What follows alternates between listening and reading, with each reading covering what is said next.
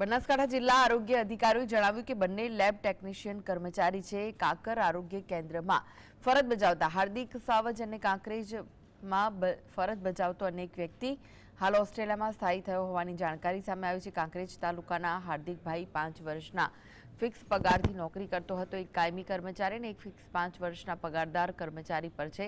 દાંતા તાલુકાના પ્રકાશ દેસાઈ દ્વારા સ્વૈચ્છિક નિવૃત્તિ માટે જાણ કરાઈ હતી. આ કાયમી કર્મચારી પેન્શન ધરાવતો હોય તે માટેની પ્રક્રિયા ગાંધીનગરથી થતી હોય છે, જ્યારે કાંકરેજ તાલુકાના હાર્દિકભાઈએ જાણ કરવા છતાં તેઓ હાજર થતા નથી. એટલે હવે અખબારમાં નોટિસ આપીને જાહેરાત કરવામાં આવી છે. જો 7 દિવસમાં હાજર નહીં થાય તો તે કર્મચારીની જગ્યાએ અન્ય કર્મચારીની નિમણૂક કરી દેવામાં આવશે. આરોગ્ય અધિકારીએ વધુમાં જણાવ્યું કે બંને કર્મચારી વિદેશ હોવાથી તેમને કોઈ જ પગાર ચૂકવવામાં આવ્યો નથી.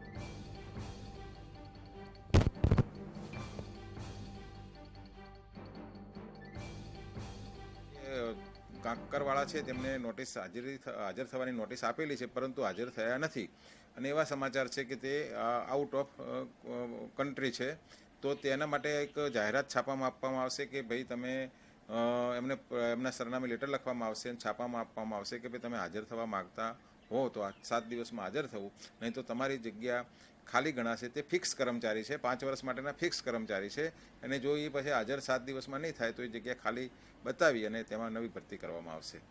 આ બંને કર્મચારીઓ બાબતે જે દિવસથી રજા ઉપર છે તે દિવસથી તેઓનું પગારનું ચૂકવણું તાલુકા આરોગ્ય કચેરી દ્વારા કરવામાં આવેલું નથી, એટલે તેમને પગાર લીધેલો છે તે વાત તદ્દન ખોટી છે.